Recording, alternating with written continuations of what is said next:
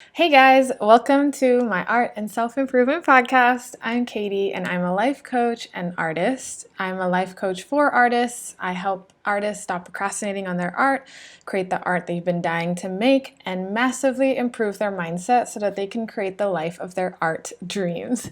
I struggled with anxiety, depression, self-loathing, so much self-sabotaging behaviors, and this is my update of how I'm improving my mindset and my life one podcast at a time. Okay, so I'm going to tell you today a story of humiliation, but also of joy, of grinding hustle, and also of having so much fun. This is a story of how I made hard work not feel much like hard work at all.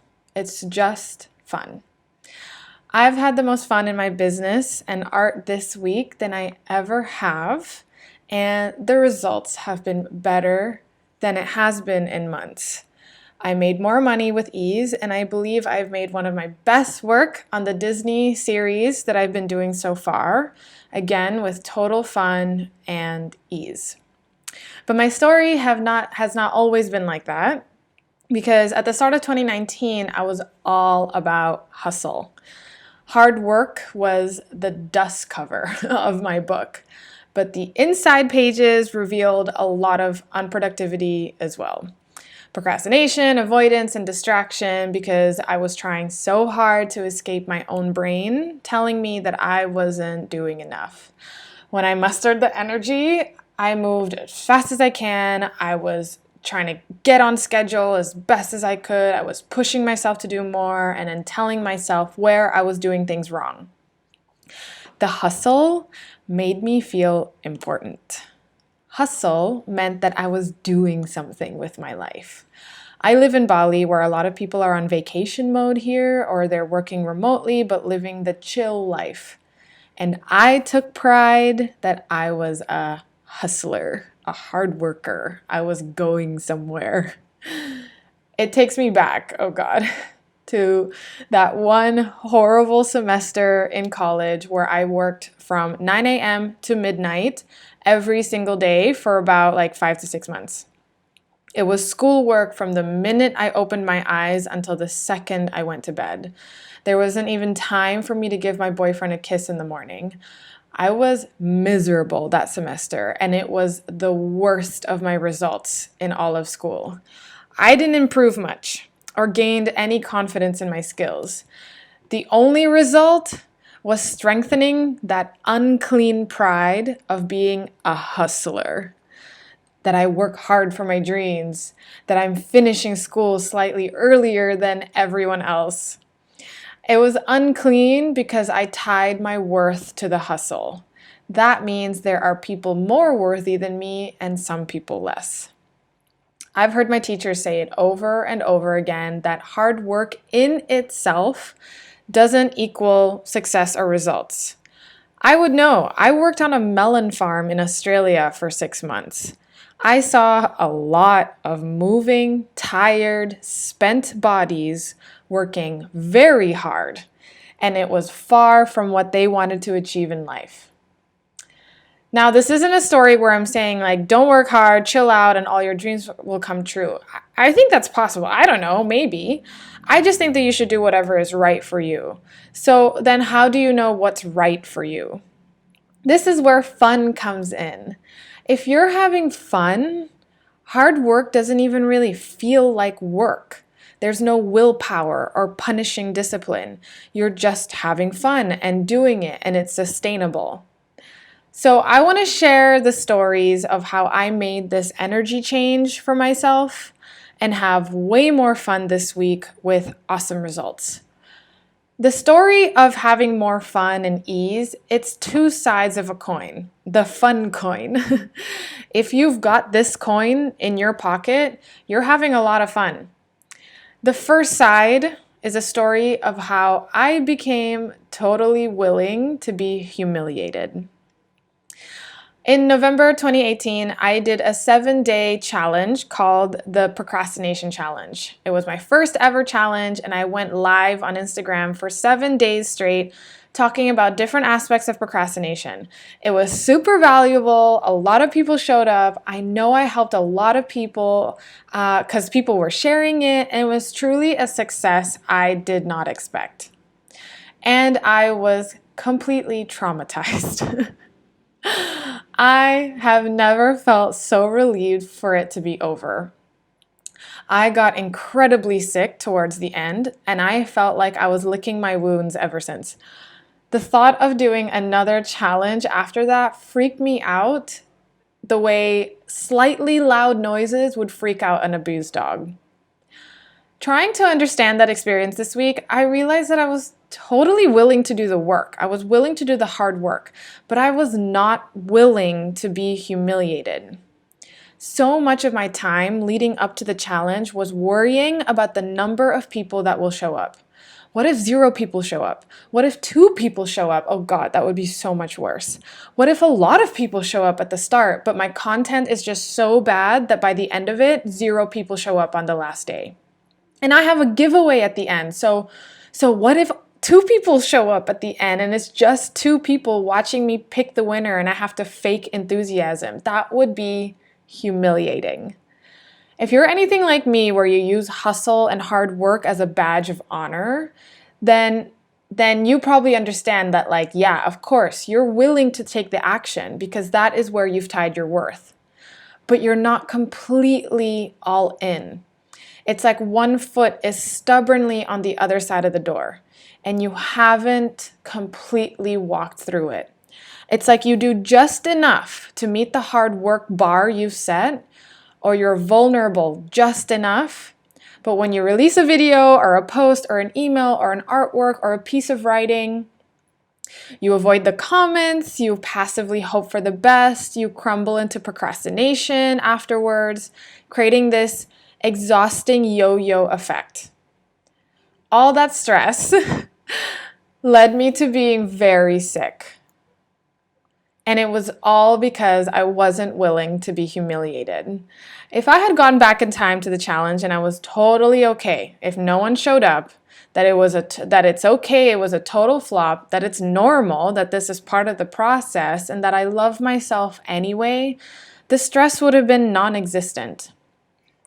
Once I realized that it was available to me to feel the worst emotion and be okay with it, I took it this week, once I really understood what was going on.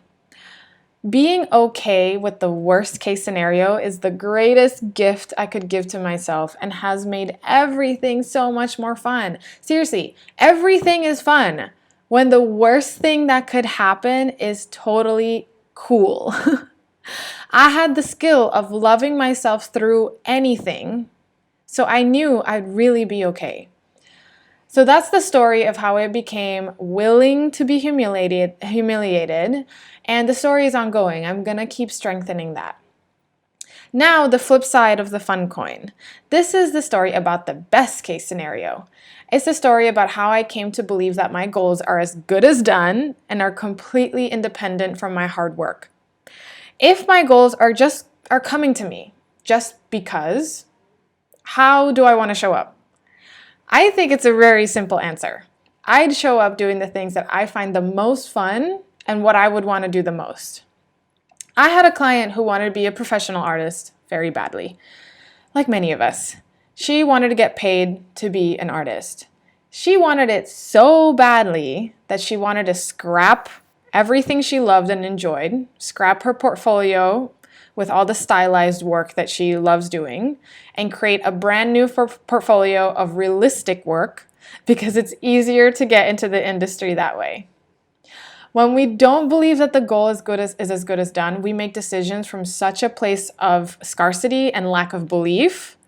We take action hoping that it will change the outside world in order for us to find proof that it's possible. I was there too, I get it. Every new job posting was a scramble to change my portfolio just so that I can hopefully get this job. Like, dear God, please, I just want to get the job so I'm not a failure.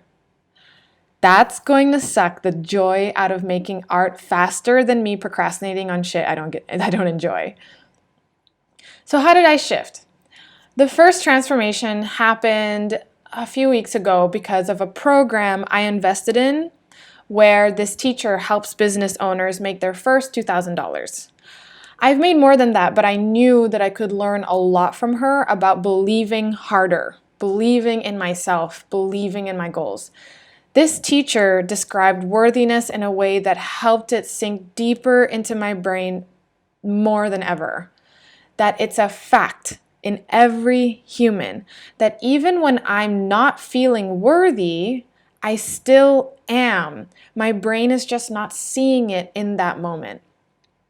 I felt so inspired and euphoric.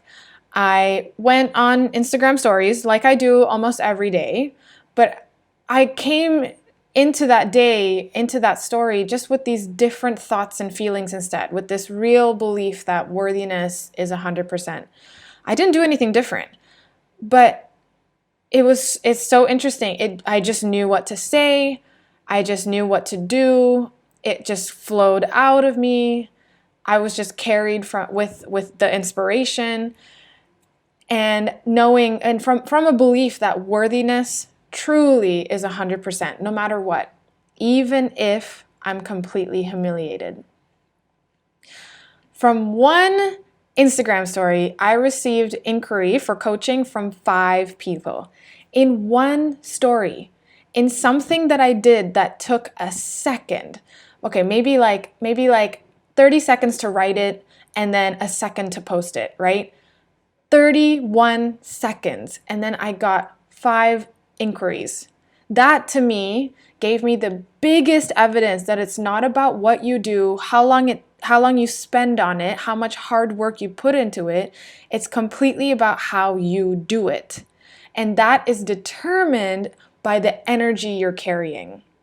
And your energy comes from your thoughts and feelings and beliefs.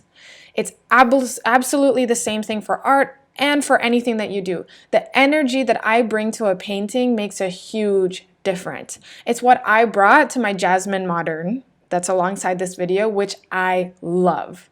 Think about artists who you might find less talented, but yet they have great success, whatever you define as success. It's the energy they bring into it. And that energy is independent of the artwork of what you're doing. The energy comes from your thoughts and feelings. So if everything is just energy, then there's no need to worry about doing something the right way or the wrong way. There's no right or wrong. It's just about showing up, which I want to anyway, because making stuff is really fun. And then the goal is as good as done. So again, if the goal is as good as done, what are all the really fun ways I'm going to show up? How would I want to show up? For me, I'm going to do the things that are fun. That's the fun coin, friends. It's being totally okay with the worst case scenario and then believing fully in the best case scenario. The misery coin is when you don't believe in the best case scenario that it could really happen and you'd rather die than the worst case scenario to happen. Which coin is in your pocket? Have a beautiful week, everyone. I'll talk to you next week. If this resonates with you and you want to figure out how you can have more fun with more ease and more results, contact me. We'll chat.